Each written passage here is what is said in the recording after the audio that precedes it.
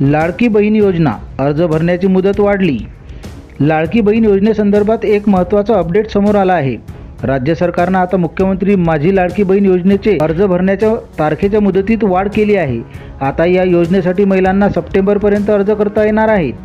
लाडकी बहीण योजनेचा लाभ मिळविण्यासाठी अर्ज करण्याकरता आता मुदतवाढ देण्यात आली आहे। त्यामुळे आता महिलांमध्ये आनंदाचं वातावरण आहे। या योजनेद्वारे पात्र महिलांना दर महिन्याला 1500 रुपये लाभ मिळणार आहे।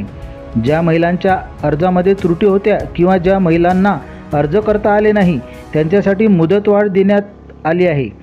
मुख्यमंत्री एकनाथ शिंदे यांनी सांगितलंय, या योजनेचा लाभ राज्यातील सर्व गरजू महिलांना मिळावा हाच यामागे सरकारचा हेतू आहे। विरोधकांनी लाडकी बहीण योजनेत खोडा घालण्याचा प्रयत्न केला, परंतु तुम्ही त्यांना खोडा दाखवा असं आवाहन मुख्यमंत्री एकनाथ शिंदे यांनी महिलांना केलं आहे।